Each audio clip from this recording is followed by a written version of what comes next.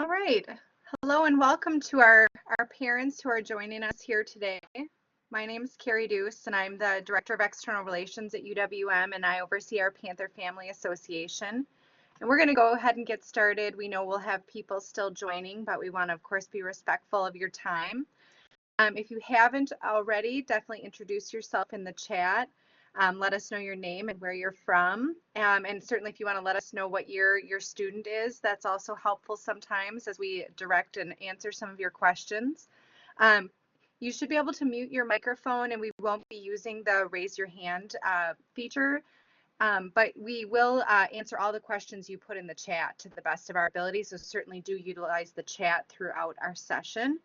And I'm just going to start us with information about the Panther Family Association, and then we'll go ahead and get right to our panelists, and they'll talk about academic success, and we'll go through the Q&A. So the goal of the Panther Family Association is always to connect parents and students to the information they need for their student to be successful. And so, you know, today talking about academic success, of course, is critical to your students doing well at UWM and ultimately graduating and going to grad school and, you know, finding that job after school. All right, our agenda for today, like I mentioned, is a basic overview of the Panther Family Association. Quick reminder of the Panther Family Checklist.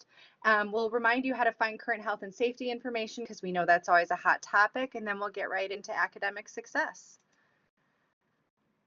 So the Panther Family Association, as I'm sure most of you on the call know, this is your connection to UWM. There's no fee, and you know, now we're down to emailing you about every other week with timely resources and information to help you help your student. We like to host events like this, and we're here to answer all your questions. And if you haven't done so already, certainly join us for future Panther Family Coffee Talks. Sign up for Panther Family News. If you have any, you can email us and we'll get you on the list. Join our Panther Family Facebook group where you can talk with other families and hear updates and share your knowledge with other parents. Certainly visit our website if you have any questions. You can read the online Panther Family Guide available on our website. We always encourage you to buy your Panther merchandise at shopuwm.com, and remember the royalties from those purchases go to student scholarships. And certainly show your pride, your Panther pride digitally, and you see all those websites listed here if you'd like to do that. And just a reminder, if you're looking for information related to COVID-19 and what the university is doing, you'll see the website at the top there. There's FAQs and lots of ongoing updates, and you can ask your questions there. And we'll continue to update you in Panther Family News and with special emails as they warrant. And also make sure you're reminding your student to check their email daily, and I bet that'll come up as a part of academic success as well. So that's enough from me. Let's introduce our panelists here. We've got a couple of great panelists. We have Professor Rob Graziano, who's going to talk with you. Some of you may remember him, have seen him at orientation sessions, whether you watched the video this summer or saw him live in previous summers. We have Nicole Oswald from our Student Success Center. And then we have Lynn Wilk, who's a parent of a first-year student, but has also worked at UWM for a long time. And so she brings a great insight to our discussion. And so I believe Rob has our first slide. So Rob, why don't you take over here and talk to the parents a little bit about what you know about academic success from the faculty side.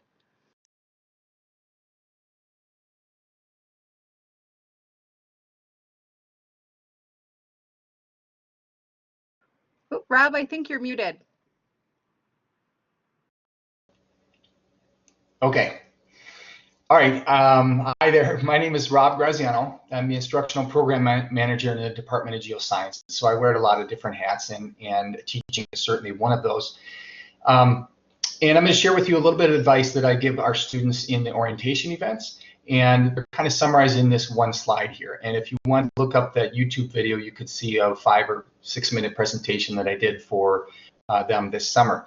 But I'm going to summarize this real quick, and then I'm hoping there'll be some questions, because I really get motivated in helping out students. And if I can help through you, it really pumps me up. It's one of the most rewarding things I do. So in a nutshell, I tell students it's a full-time job, and they've been told that by other people and will be told that by other people, maybe by you. But we say that in the perspective of, for example, if you have about a 15-hour credit load, 15 hours of classes, you need to be putting in about twice that much time outside of classes. So there you go, you've got 45-hour work week. So I tell them to think about that full-time job. This is not like high school where you're just showing up and putting in that minimal effort and doing a little bit of homework at night.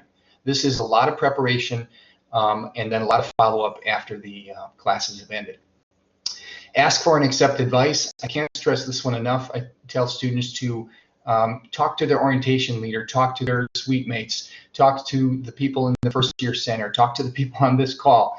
There are so many resources that they can talk to and accept that advice. They don't have to do this all themselves. And I tell them there are many people you can ask for. So don't come into it thinking you are totally alone. And that leads into taking advantage of the resources. The university has so many resources, as you're fully aware, and as they are introduced to in the beginning. But there are so many resources, and the students that succeed will take advantage of those resources. They'll ask the tutor, they'll ask for supplemental instruction, they'll go to the Student Success Center and interact with people. And one of the people they should interact with is their instructor. I can't stress that enough. Meet your instructor. I really enjoyed talking with students, and now it's certainly different doing it online, but it's actually quite personal because I can have these video chats with someone, and I seem to be meeting more students already, and I have actually more hours now because I do have some in-person hours and some online hours.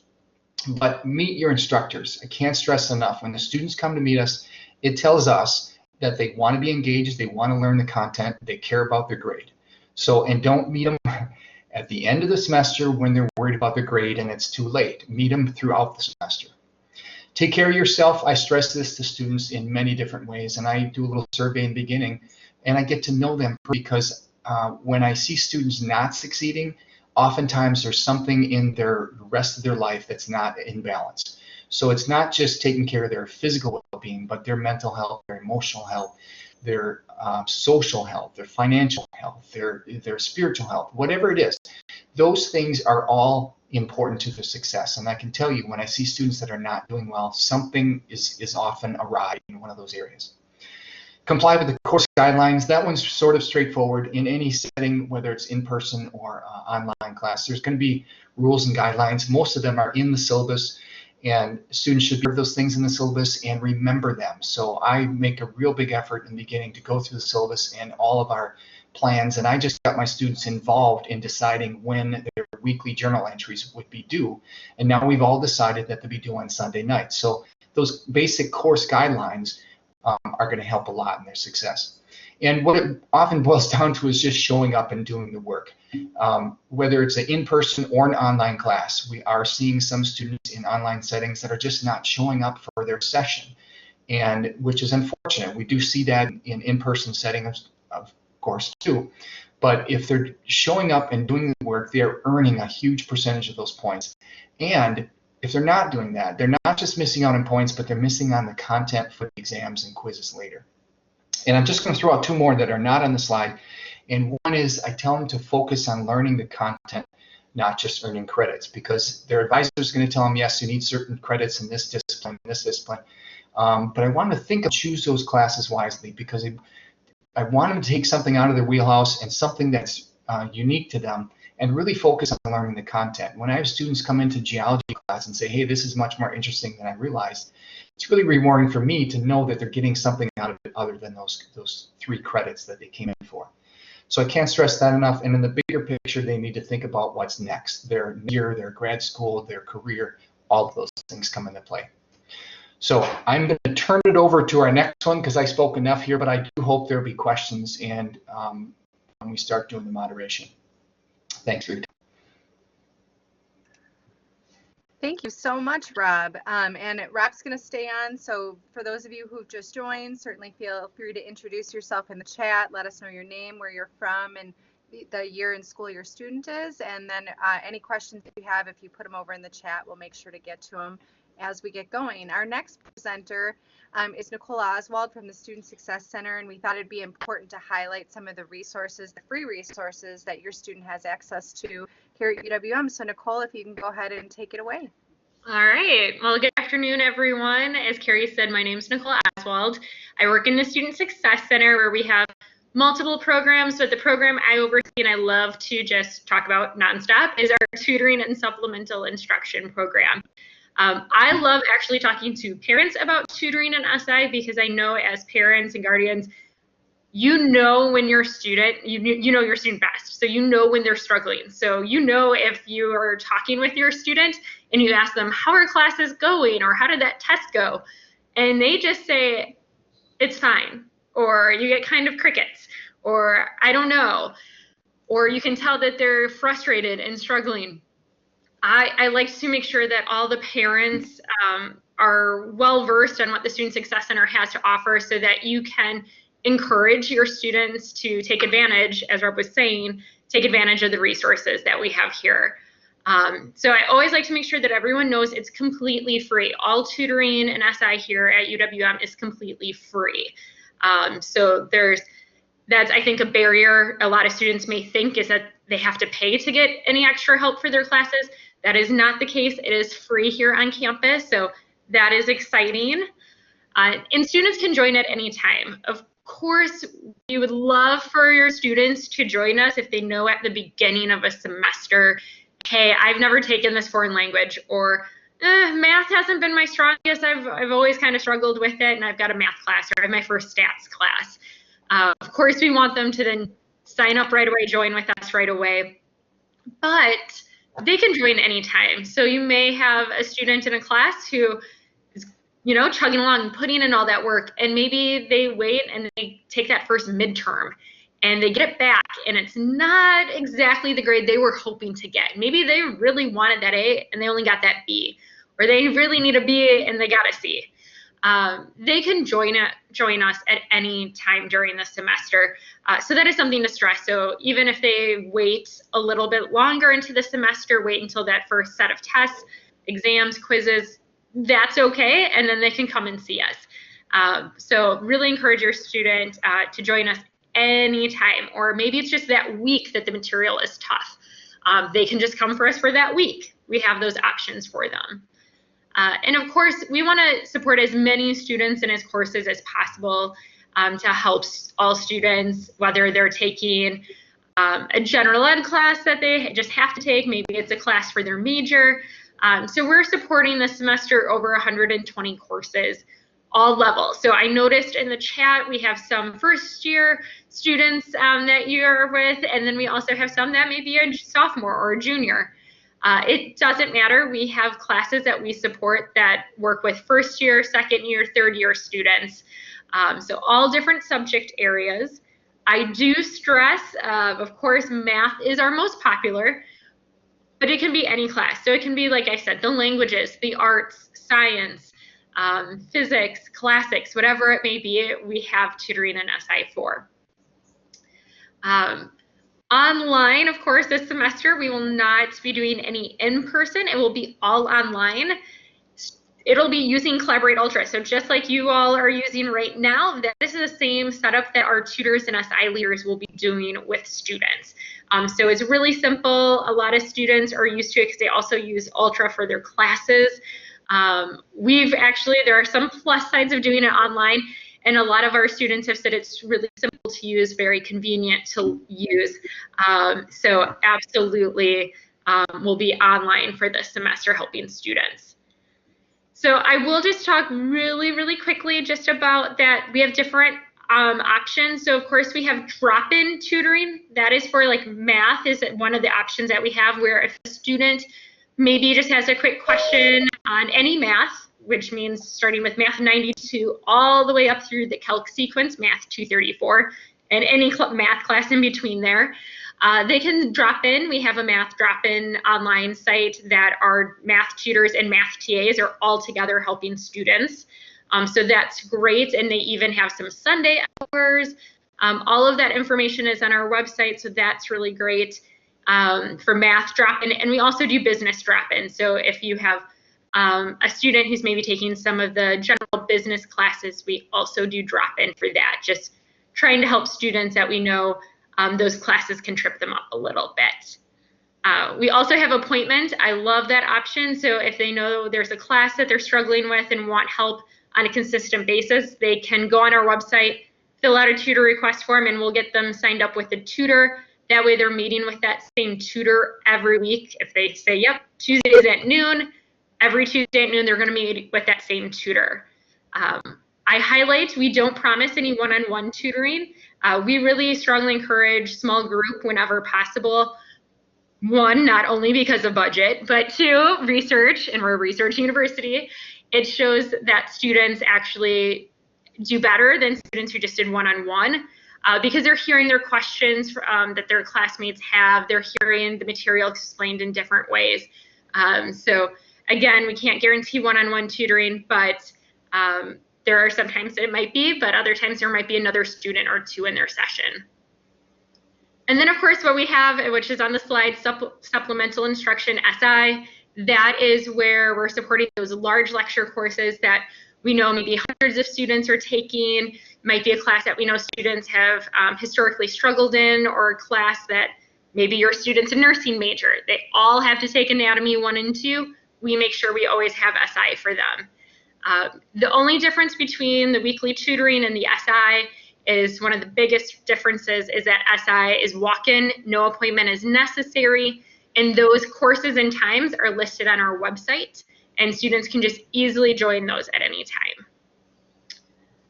Another thing I always want to make sure to stress is our academic skills tutoring. So maybe your student isn't struggling with content material, maybe it's how do I take notes now that this is all online? Time management is a big one that we see a lot of students for. Study skills, test-taking skills.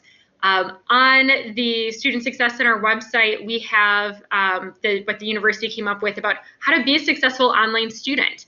They can meet one-on-one with an academic skills tutor, talk about, maybe it's a couple of those things, or maybe it's just about test-taking strategies. They can meet with one of our academic skills tutor one-on-one and get some extra help. I, again, don't want to take up too much time, so I just wanted to hit those high-level areas. And again, all of our web information's on our website. You can always email us at ssc@uwm.edu. If your student's on campus, we are open. Our main location, Bolton Hall 120, we are open. You can always call, or if you want to follow up with me ever directly, there is my email. But yes, I do talk with parents all the time, so if you're not sure, you can always start with me too. Otherwise, your student can always work with us directly. All right, I did it. Go ahead, Carrie.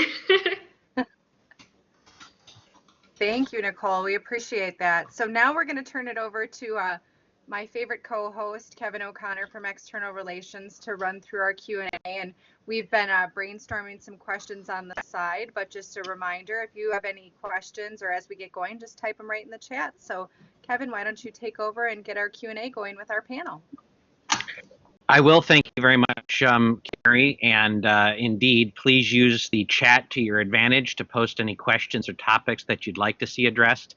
We're also using the chat to post some helpful links and other information there as well. So it's a two-way path in the chat to be able to direct things if we aren't heading things in a direction for academic success that's answering your questions. Certainly at the same time, trying to keep this somewhat the 40,000-foot level and give people advice that hopefully everyone will find helpful. As I think you've heard detailed in these opening few moments, and this is just a sampling of a lot of the resources we have as a university. And so along those lines, there is help for your student, but one of the things I think a lot of families and parents struggle with is how much should they get themselves involved? We certainly see it on all levels. You don't want to be overly involved. It is time. We give this advice always. It is time for your student to figure out how to solve some of these problems on their own.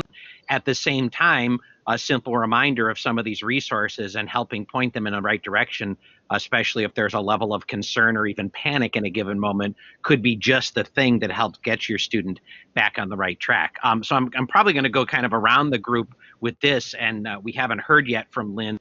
I'll get Lynn's perspective in a moment from a parent of sort of that observation. But Nicole, you kind of brought it up at the end that you hear from parents.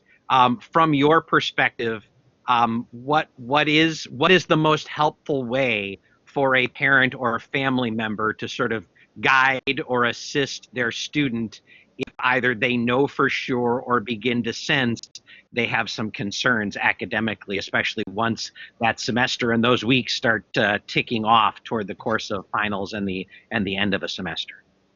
Yeah, great question, Kevin. I think the biggest thing is, when you can tell that a student is struggling and you want to connect them, is just asking them, oh, have you heard of the Student Success Center? Have you tried to see if there's any, I know that I've heard there was some tutoring available. Have you tried it? Let's look it up together. Or have you asked your instructor to see what help is available? Have you looked in the syllabus? Because a lot of the instructors put everything in the syllabus, and it includes that information about tutoring and SI. So not going in right away with I told you about this a month ago, you should go to tutoring, but coming from that side of, hey, remember we talked about this, or I heard something about this, let's look at it together. Or I know that I think there's some help in Bulletin 120. Why don't you start there? That is a good approach of, like you said, Kevin, trying to put it on the student first. But if you know your student and you know your students very well, I'm always happy to, and anyone in our office is too, if it means to be, hey, let's do an email chain so that it's, with the student and you as well, to make sure everyone's on the same page of what resources are available and how we're getting them connected. But putting it first on the student, but in a way of providing them with that information, I think is helpful, instead of I told you to do this like a month ago kind of perspective. Thanks, Nicole. And Rob, I'll toss it to you as well for anything to add. I realize in the classroom, from an instructor and professor standpoint, it's a little bit different. I mean, your contact is perhaps even exclusively going to be with the student, but how, from where you sit, can parents and families perhaps best support their student, especially if they start to sense that their student has questions or concerns as they're moving through the semester? Yeah, I would add on to what Nicole said, and I have three children who have been students and gone through college, and I kind of learned along the way here as well, that when they would say, I really hate this class, or whatever, this is going wrong for this reason, my response was always, what are you going to do about it? Don't just call me to complain. Are you going to get tutoring? Is there a TA you can talk to? Is there someone else you can talk to?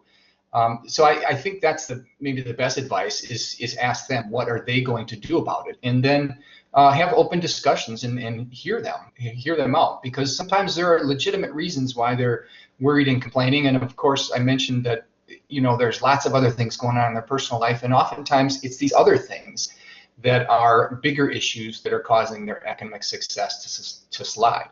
And I have met parents oftentimes, and now I've met some online because they're behind the student online, and they introduce their mom to me or whatever, and that's always nice. But I have met them in the past, oftentimes when there's sort of a crisis or something going on, they're sick or they're in the hospital or something's happened to their family and whatever. And I will certainly accommodate any and all students and parents that reach out to me as well. So if you want to ever connect with me, I will give you some advice, maybe to slide to them. And I've been doing these orientations in summer for quite a while, and there's been several times where parents came down and said to me, boy, I'm glad you told them that, because I tell them that and they don't always listen to me. So if you want me to tell them something indirectly, I will certainly do that as well. Thank you, Robin. Yeah, it's a great, among the many great points you made, the idea that for your student in particular, families, to have them sort of make themselves aware of these resources and make some of these connections and know some things ahead of time can obviously help them make an adjustment on the fly or seek that assistance. I mean, obviously, if something happens and they need to seek that assistance sort of at the last minute or in more of a panic, the resources are there, but establishing a certain amount of relationship with the professor, with perhaps a tutor, maybe just someone in the Student Success Center, other resources on campus that we may yet get to here during our discussion, can certainly be helpful as well. Lynn, I want to bring you in from the perspective as well of a parent of a student in college, and those of us Of course, on our end at UWM, we know you well, and you've been around the university environment around UWM for a long time. So we understand that adds a certain comfort level to how this whole thing works, and managing back and forth with a student heading off to college. We may all look at it a little bit differently, but talk to us a little bit about how you in your own mind have approached the idea of a student going off to college, and whether they ever are going to speak up for assistance or not, how you're navigating staying just in tune enough to sort of know if they start to run into any issues or need a little bit of extra assistance, especially on the academic front. Sure. It's a balancing act for sure. And I question myself every day. Should I ask about this? Should I check in? Because you don't want to overwhelm them. They're adults now too. They need to be taking care of things themselves. But so I guess I just try to make sure that my son knows that I'm available to help. I'm a resource. I offer, any kind of information. Do you know what the resources are that are available? Are you going to have a paper that you have to write? He's not always the strongest writer. Just like reminders about, you should probably get going on that, because if you're going to ask for someone to edit that, it's probably going to be too late the night before it's due. Just tips like that, but definitely it's a balancing act. And I appreciate what Nicole and Rob both had to say. I found their information helpful. In fact, I actually have a question for Nicole. I didn't realize that you guys tutor in academic skills, and can you tell me a little bit more about that? Especially, you said time management. That I think is something that a lot of students might struggle with, especially in the online environment now. Yeah, it's something, doing it in this format, I think we've been doing it for about 2 years now, so it's relatively new for us in that sense.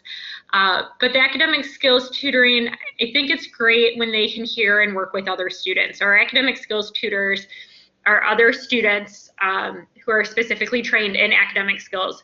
So they really can talk about, with the student here, let's look at if it's time management. What are things that are going well? What isn't? What has changed? Sometimes it just takes that other person that they're talking with. So let's go through all of your syllabus and let's plan out this week. Let's plan out this month, or let's at least put down the exam dates. How are you using an online calendar or using a planner? Because we do have free planners in the Student Success Center. So let your students know if they want a free planner. We have them in the SSC. So they can sign up. And what I love about our academic skills tutoring, it's really up to the student. If they want to meet just one time with an academic skills tutor, they've planned out their time management with them, and they feel confident, great. Otherwise, they can decide, hey, I'm going to meet with my academic skills tutor once a week. I just need that other person to kind of hold me accountable, to help me with my time management, make sure I'm staying on track. Maybe I'm going to check in with my academic skills tutor every 2 weeks or once a month. It's up to that student and how they want to use their academic skills tutor. They can meet for a half hour, an hour. Again, it's up to them.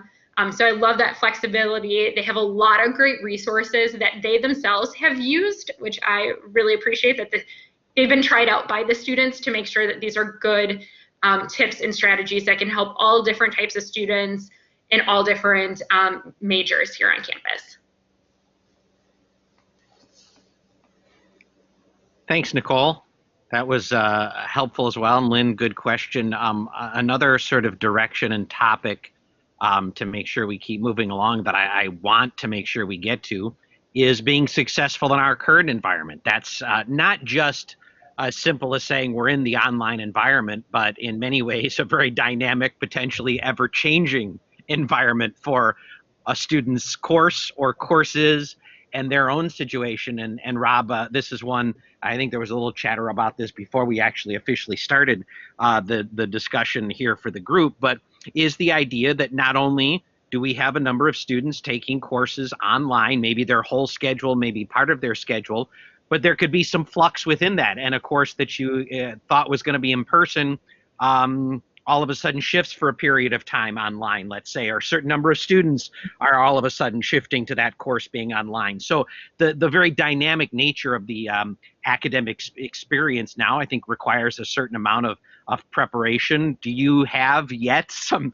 specific success tips or ideas that you could share out, that if a student's wondering, a family member could repeat and say, you know, here's some ideas in the online environment, but also in being flexible in how things just have a tendency right now to change from one week or month to the next? Yes, I do have some advice on that already, believe it or not. I'm currently teaching a class for Earth Science for education majors, for teachers, and I coordinate our bigger Geology 100 class, and that one went all online.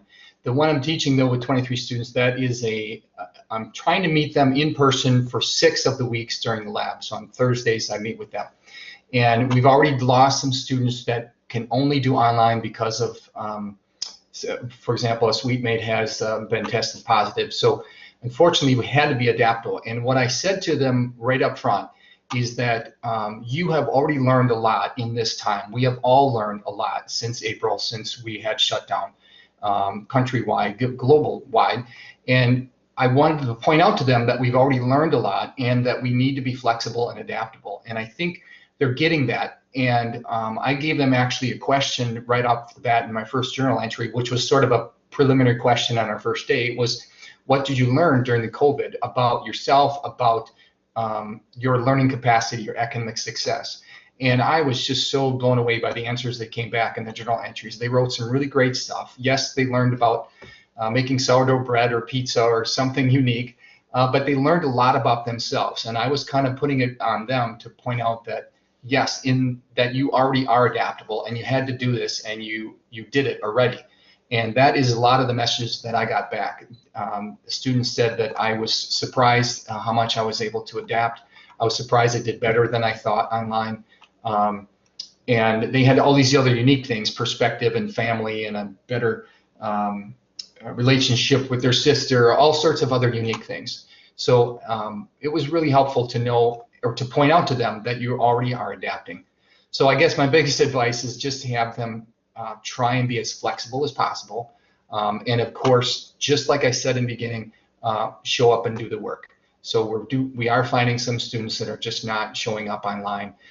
Or we've heard rumors of students that are logging in and then they walk away from their computer and it's just so that they get credit for being logged in and they don't do the work. And we've heard this from other students because sometimes they're put in small groups and then they realize that their group mate is not doing any work. So we're hearing this and we're all having to adjust to it. And so some of those same things that we did in person apply. And yes, there's going to be new advice that we're going to develop through as we all move online. I hope that helps.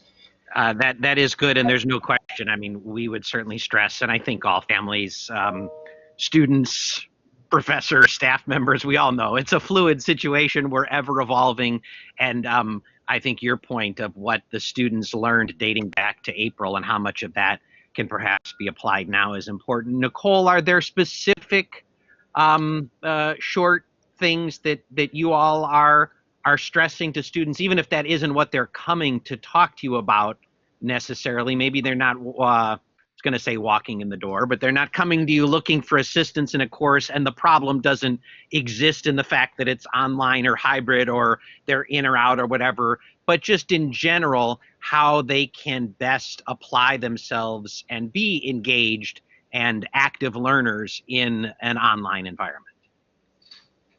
Yeah, I'm trying to share a video here. I would say one of the things that we've been stressing to students, and we see all different types of students come into the Student Success Center. I'm thinking of one returning adult student specifically that we've worked with.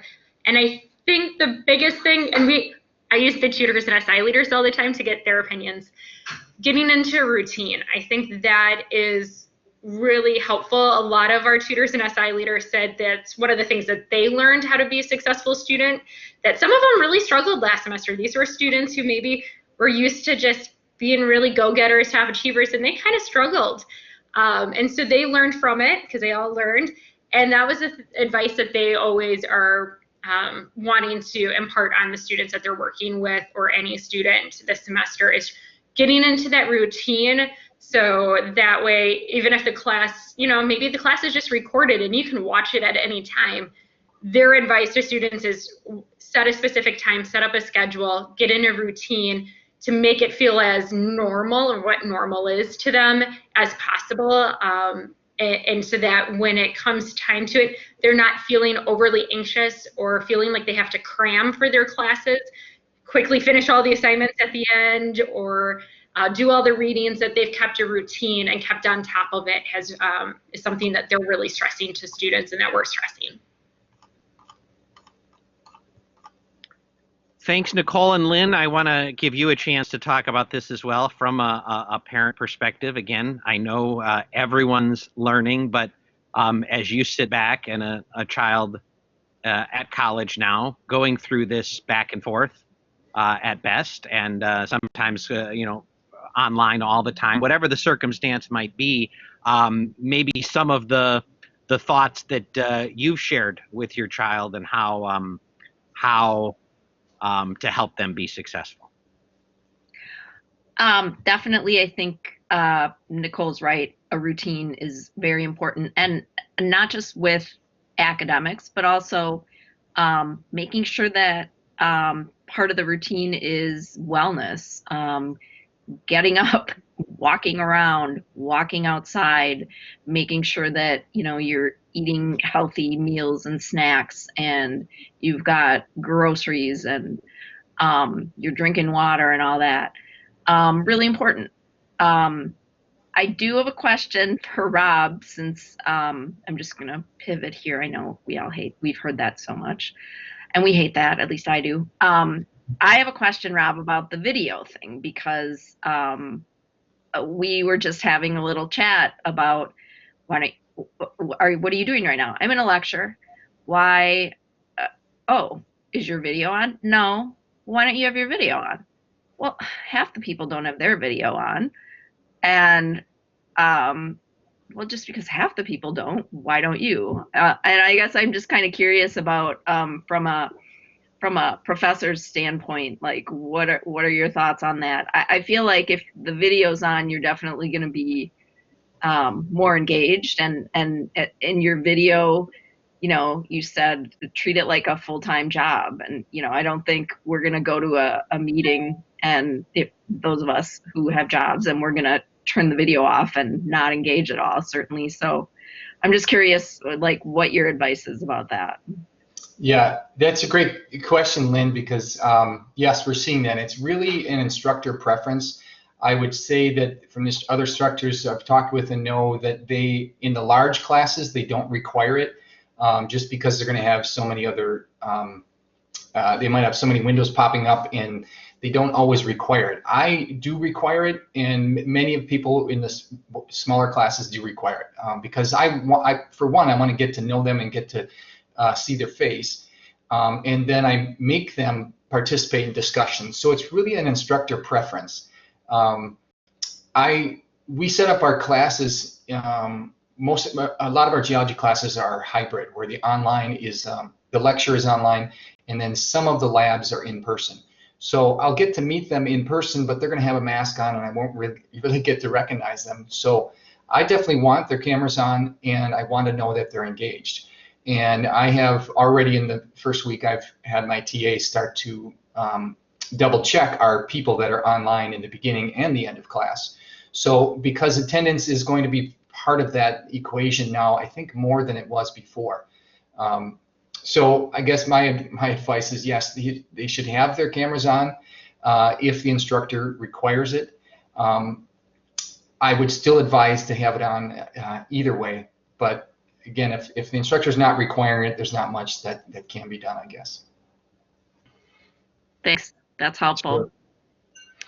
And to sort of it leads me to a different topic, but along those same lines, I suppose, as far as the communication and making a good not just being engaged relative to the connection with your professor and perhaps to the rest of the class, but knowing what the ground rules, for lack of a better term, are, what the expectations are given the online environment. Perhaps it's easier to understand those expectations, or they're a given. You're in person in a class that maybe aren't a given or aren't perceived as being a given in the online environment. So Rob, I use all of that not just to talk about those expectations in the online environment, but the concept of reaching out and communicating with your professor and opening up those lines of communications that hopefully your instructor is also having those open lines back to really detail out expectations, to answer questions, to share things, because I feel like that strikes me as something that could get lost. We sit here and wonder, video on, video off, and you just mentioned it. Maybe it's not, maybe it hasn't been said it needs to be, maybe it isn't said, but somebody's thinking, oh, it really should be, but we didn't say anything about it. How can the student, I won't ask how the professor can, because you'd be speaking for your colleagues. I don't want you to say how everyone else is going to do it. How, as a professor, do you see students being able to sort of engage in some of those things and have good open lines of communication and really understand what the expectations are going to be on a lot of fronts, given many courses do look different right now? Yeah, I guess my general advice there, and that's in that one video, and I don't know if it was in my slide, but it's asking questions. I tell students from the beginning, and I'll say it for 3 weeks straight, and I will put it on my slides, and I'll say, ask questions. Either not, if you feel intimidated doing it here, ask me a question later. And then I do follow up with them to kind of prompt questions at a time and again. But I can't stress it enough. There's no dumb questions. Some students are so intimidated, and I do think the online has taken away a little bit of that intimidation, because when I teach like a big lecture, for example, it's hard. Someone doesn't want to say something because there's 100 other people listening.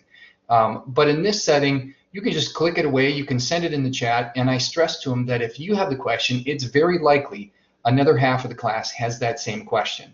And I can't stress that enough, to ask questions in any format they can, in the chat that's online, in the actual turn your mic on and ask that direct question. Or send emails, send announcements through Canvas, reach out in any way you can and ask as many questions as you can, because again, that goes back to meeting with your instructor, how much it means to me, because when you're asking questions, it tells me that you want to be engaged, it tells me that you want to learn the content and that you care about your grade. So when I have students, even in the beginning, if they're asking me questions and believe me, oftentimes I get many questions that might have been explained right in lecture like a half hour earlier, or they might be flat out in the syllabus. But I still take the time to make sure that I will answer any and all questions. Thank you, Rob. And I know I see here now we're winding down our time. We do have a little bit of time left. If there's something that we're not hitting on and we want to make sure we get to it here in these few moments that we have remaining, please don't hesitate to put that in the chat. Nicole, perhaps one final question for you. Maybe there'll be time for a little bit more. And I realize some of this is going to ask you to repeat some of the resources that you talked about in your slide, but I keep thinking, we're a couple weeks into the semester. Maybe this is still a couple further weeks out. Maybe it's into October at some point in time. And I'm thinking here of first-year students in particular, though it could be at any time, where the panic does set in, where the student realizes they're having trouble in course A, B, or C. Maybe it's just the parent or family member realizing from a distance, it does seem like there's some trouble going on. So once we're at that panic stage, if we assume the student hasn't done any of these other steps we've discussed yet, walk us through, again, perhaps repeating some of the resources you've said otherwise, but when we inevitably see that scenario for certain students, here's the family advice, short to the point, here's how you can go help yourself, get yourself back on track in whatever course you might be struggling in. I think the first thing and the hardest thing is, I'm thinking back to when I was a first-year student too, is it's okay to ask for help. I think so, getting the student to realize everyone is asking for help. There's all these resources as we've talked about. So getting them to just realize it's okay to ask for help. Everyone's getting help. We see over 20,000 student visits at Tutoring and SI in a given year. Clearly, a lot of students are using us. So getting them to that point, and once they realize that it's okay to ask for help and to get connected, to then just reach out to someone, whether that's, you know, as Rob said, another classmate, their suite mate, to the Student Success Center, to their instructor, but just asking someone and saying, hey, I need help, I don't know where to go. That I think is the first step. And then if they really don't know, and it maybe isn't specific to just our academics, but just in general, that there's, as we've talked about, there could be other things that are maybe issues that will be playing into this. They can always come to the Student Success Center where we're going to get them connected, whether it's, hey, let's get you connected to your instructor, let's get you connected to Norris Health Center, let's get you connected to a tutor, just asking for help and then reaching out to someone, even if you're not sure where, you can always come to the Student Success Center for help.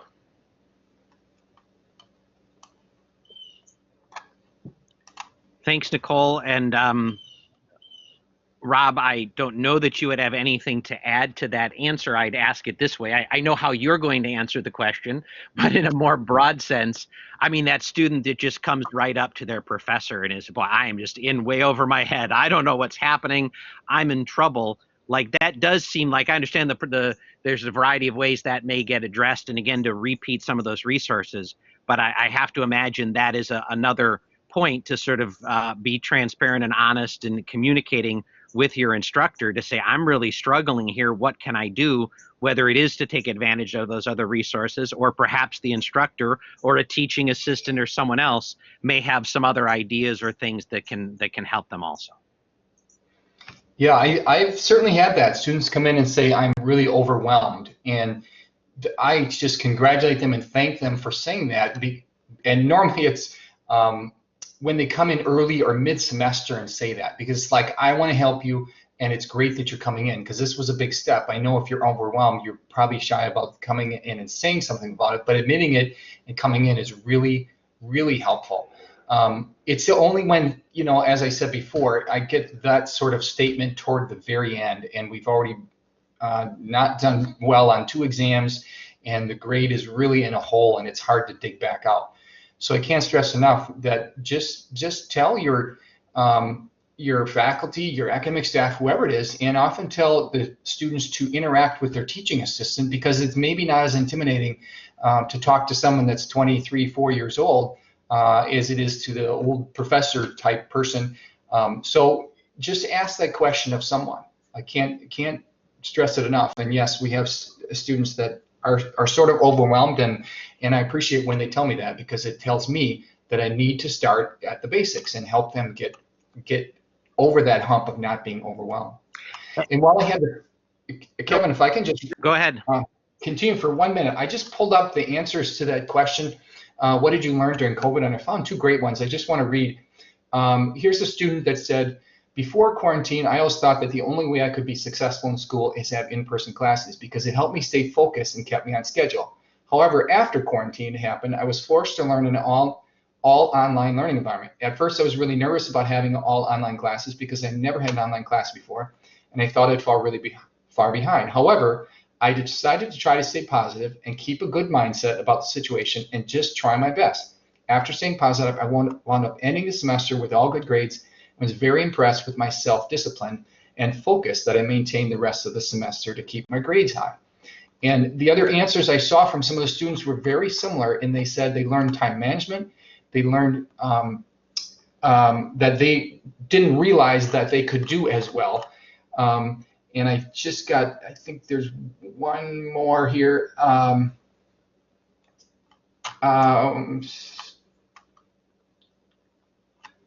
sorry, I won't, there was 2 more. I have a very long text, and I was just trying to find the other one, but there was 2 really good ones that talked about time management and what they learned about how to be adaptable. So thanks. Yes, no, that's perfect. And, you know, you've used it a few times. Lynn brought it up. Nicole mentioned it. I think we all know time management is something that we certainly attempt to reinforce to students heading off to college in any environment. And there seems little doubt in this environment where maybe there is a little bit less structure, especially if you're in a couple of courses that you can sort of proceed at your own schedule, and in other cases where you do have to log in some, but perhaps not all the time, really learning that you can set out a plan and stay on track. We are down to the final couple of moments. Lynn, I feel like I want to go back to you one last time, just as a parent, with any sort of final words of wisdom or parting advice for everyone else as folks try to navigate through, especially the early part of this first year of an academic year. Yeah, I'm just going to echo what Rob said, that it's most impressive just to even ask for assistance, ask for help. And I tell my kid that all the time. The resources are there. They want to help you. They are there to help you. You're not the first person who's ever needed help. So don't, take this as a weakness. Certainly it's a strength that you can realize that, you know what, I could do better at this, or this just isn't going as well as I thought. And, I'm going to check out what they've got that they can help me with at Student Success. So, I think that that's just really important, is taking that first step, and also doing it in a timely fashion, because I know that I've got a kid who can procrastinate, and then it can be too late. So I guess just that, reminding them that get in front of it, and ask for help. Thanks, Lynn. And yeah, that was on my list of notes to sort of reinforce among all the things. I mean, there's a reason that we scheduled this topic for a coffee talk in September and not in December, right? Like, this is the time to sort of get ahead, both for your student and as a family member, to begin to prepare as as your student gets themselves a few weeks into school. Now's the time to make those connections, to get that help. It's not, as I know Nicole mentioned earlier, not that they can't come at a later time looking for assistance. Who knows, maybe it's a certain project or certain part of the math class that's going to come up in November that's actually going to throw your student for a loop, that they were all in good shape with the first half or so of what they were learning. But nonetheless, getting out front of that and making these connections, at least being aware of what resources exist, is very important. And many times we will hear from many folks who have taken advantage of these resources and have found them to be successful. And we will also hear from folks who, I have no idea, where can I get help for this? How do I even go about trying to assist myself? And so the more that among many other people, our families can be conduits of this information and share it with your students, and then frankly have your students share it with others if they have a friend, someone in the residence hall, someone they live with off campus, whatever, that might be struggling, to know these resources exist as well. I know there are a few kind of wrap-up items to have, and to do that before we hit our end time here, I will go back over to Carrie and let her put a final wrap-up on our coffee talk today. Thank you to all the parents who joined us today, and thank you to the folks who will view this recording in the future. We've just kind of finished up some of our virtual Family Week planning, and you can find that information on the uwm.edu/family website. And you'll also see that information come out next week in Panther Family News. I got a variety of virtual events for you and your students to participate in if you're interested this year. So just putting a little plug in for Family Week. And then, as always, if you have any questions, feel free to email us at panther-families@uwm.edu. And do join us for the next coffee chat on Tuesday, October 6th at 4 o'clock. And we don't have a topic for that one yet, but certainly if you have any ideas, feel free to email them to us and we'll get those presenters lined up for you. So thank you so much to everyone who joined us today, and we appreciate you being a part of our Panther family. Have a great night.